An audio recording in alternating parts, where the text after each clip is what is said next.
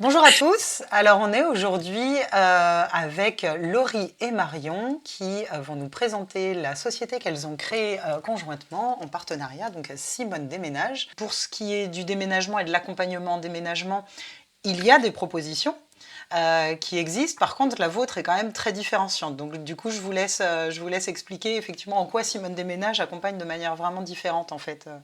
Le déménagement, il y a des sociétés de transport aujourd'hui qui font très bien le job d'un point de vue logistique. Mais le constat qu'on a fait avec Laurie, ça a été de dire un déménagement, c'est la troisième source de stress aujourd'hui, tout âge confondu après le deuil et le licenciement. Et finalement, ce qu'on propose, c'est des solutions logistiques de transport pratico-pratiques et concrètes, oui, mais on délaisse complètement les aspects émotionnels et l'accompagnement psychologique de ces personnes. Alors que quand on est senior et qu'on déménage, c'est pas tout à fait pour les mêmes raisons que quand on est plus jeune. Souvent, même si ça devient un moment un choix et la meilleure opportunité pour continuer à bien vivre, ça naît quand même d'une contrainte et d'une perte d'autonomie. Donc il y a un cheminement psychologique qui est quand même différent. Et donc c'est ça l'idée de Simone, c'est vraiment de dire on vous accompagne sur les aspects logistiques, mais aussi émotionnels, et c'est vraiment une offre qui joint ces deux aspects. Sur la partie logistique, on va vraiment aider sur du tri, de la mise en carton, de la réinstallation, de manière à ce que les personnes puissent se sentir chez elles très rapidement. Et puis sur la partie émotionnelle, on a identifié 3 phases sur lesquelles intervenir. La première phase, ça va être la phase de réflexion, quand la personne se rend compte que son habitat actuel n'est plus adapté, qu'elle ne souhaite pas vieillir à domicile ou que ce n'est pas possible, en tout cas dans son domicile historique. L'objectif pour nous, c'est de lui proposer des solutions d'habitat, en tout cas de sensibiliser, de démocratiser l'information, parce qu'aujourd'hui, on se rend compte que la connaissance liée aux habitats inclusifs, aux résidences services seniors, aux résidences autonomie, n'est pas forcément démocratisée au sens très très large. Donc la première phase, c'est vraiment de l'aide à la réflexion. Donc on est là vraiment pour proposer des solutions sans prendre parti pour une marque plutôt qu'une autre. On est vraiment très neutre à ce niveau-là. La deuxième phase, ça va être la phase de transition. Quand la personne a décidé de partir, qu'elle a signé son bail, que la décision a été prise, l'objectif pour nous, ça va vraiment être de l'accompagner sur la transition, donc ce qu'on va appeler l'accompagnement au changement. Même en entreprise, quand on change d'environnement de travail ou autre, on nous accompagne au changement. Et ben là, notre objectif, c'est vraiment de les accompagner au changement en levant les freins, les peurs, les appréhensions et en leur donnant aussi la parole, c'est-à-dire en les écoutant sur leurs besoins, notamment les besoins qu'ils pourraient avoir à destination. Et ensuite, la troisième phase, ça va être la phase d'intégration, parce que notre objectif, c'est de se rendre compte aussi si la mobilité résidentielle a été réussie, si la personne se sent bien dans son nouveau domicile. Et là, on va essayer de mettre en place des indicateurs pour se rendre compte si la personne, notamment, sort de chez elle plusieurs fois par semaine, si elle a réussi à retrouver les habitudes qu'elle avait dans l'ancien logement. Et tout ça, ça se fait au travers de ces séances liées à l'intégration. Donc les 3 phases, c'est vraiment la réflexion, la transition et l'intégration.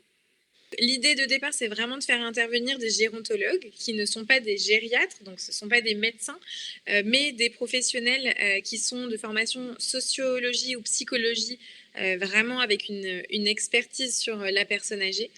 Mais on a élargi aux professionnels du médico-social parce qu'on n'est pas certaine de pouvoir proposer toujours des gérontologues qui sont assez peu nombreux sur le territoire en indépendant, et parce qu'on croit beaucoup que c'est aussi très riche d'avoir des profils qui sont différents et de pouvoir, en fonction de la situation, de la personne, du cas, vraiment d'adapter et d'envoyer la personne qui sera, on va dire, le meilleur match pour être moderne.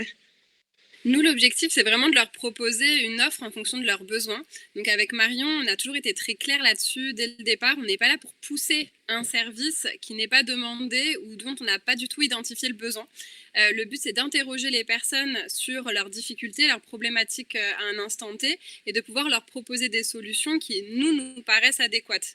Si la personne n'a pas du tout besoin d'accompagnement émotionnel et que sa difficulté, c'est uniquement la partie logistique, on va vraiment s'axer sur cette partie-là. Si la personne, on voit qu'elle est toute seule, qu'elle a une grande difficulté, et notamment on a une personne qu'on accompagne aujourd'hui qui est très attachée à son logement et qui a du mal à accepter la transition. Là, c'est un service qu'on va proposer. Après, à voir bien entendu si la personne est réceptive, parce que pour être dans de l'échange aussi, notamment via des séances émotionnelles, il faut être sur de l'acceptation aussi de ces séances-là. Et c'est aussi sur ce type c'est aussi ce type de réflexion qu'on mène. Est-ce que vous pouvez donner en fait ce type de soutien à des personnes qui sont atteintes de troubles cognitifs, par exemple? Oui, oui, c'est quelque chose auquel on peut répondre tout à fait. Après, pour ce qui est de certains troubles qui demandent en fait une expertise particulière, aujourd'hui, on n'est pas formé. Donc, on préférera refuser parce qu'on n'a pas la formation pour, plutôt que d'accepter pour accepter. Mais pour ce qui est de certains troubles cognitifs, il n'y a pas de souci là-dessus, et c'est ce qu'on fait, aujourd'hui, et on le fait aussi sur des personnes qui sont en situation de handicap moteur, qui ne peuvent pas du tout réaliser le déménagement, et donc on est finalement aussi leurs mains au fur et à mesure des étapes du déménagement. D'accord. Mais ce qui est hyper important pour nous dans le projet et dans la mesure du possible, c'est que les personnes qu'on accompagne soient vraiment partie prenante et qu'elles puissent participer autant que possible au déménagement. Donc on a des personnes qui physiquement ne peuvent pas bien se déplacer, ne peuvent pas porter, mais pour autant elles sont présentes le jour où on fait le tri, les cartons, et c'est hyper important de les concerter parce qu'il y a une vraie attache aux objets, voilà, qui sont chargés de souvenirs, et c'est hyper important pour la suite du projet et notamment pour l'intégration que la personne elle ait pu s'approprier, et finalement c'est une forme de deuil qu'il faut faire de son logement historique, et donc ça passe par vraiment être pleinement acteur de son projet de déménagement en faisant à la hauteur de ce qu'on peut faire physiquement, bien sûr. Mais nous, on vient vraiment se positionner, on vient décharger les aidants déjà de toute la partie logistique. Donc tous les aspects, il y a quand même plein de questions qui vont se poser autour d'un déménagement, à commencer par trouver une société de confiance, parce que quand on fait appel à des déménageurs, ça va parfois du simple au quintuple. Donc trouver des partenaires qui sont vraiment de confiance. L'idée d'avoir des personnes qui vont coordonner un peu comme une conciergerie aussi, tous les métiers, toutes les personnes nécessaires, parce qu'aujourd'hui on fait appel à des bricoleurs qui vont aller défaire les meubles, décrocher, puis il va falloir les raccrocher, parfois des sociétés de ménage, avec des besoins bien spécifiques, et donc c'est un temps considérable que les aidants prendraient pour aller chercher, sourcer, faire des devis, etc. Et donc nous, on propose vraiment ça déjà clé en main, et ce qui va énormément les décharger. Et d'un point de vue émotionnel, et on l'a observé plusieurs fois, il y a parfois un peu des petites disputes sur ben non, ça sert à rien, il faut le jeter maman, parce que ça y est, c'est une vieillerie. Et des fois, dans la communication, c'est hyper difficile d'avoir cette proximité et du coup le bon discours.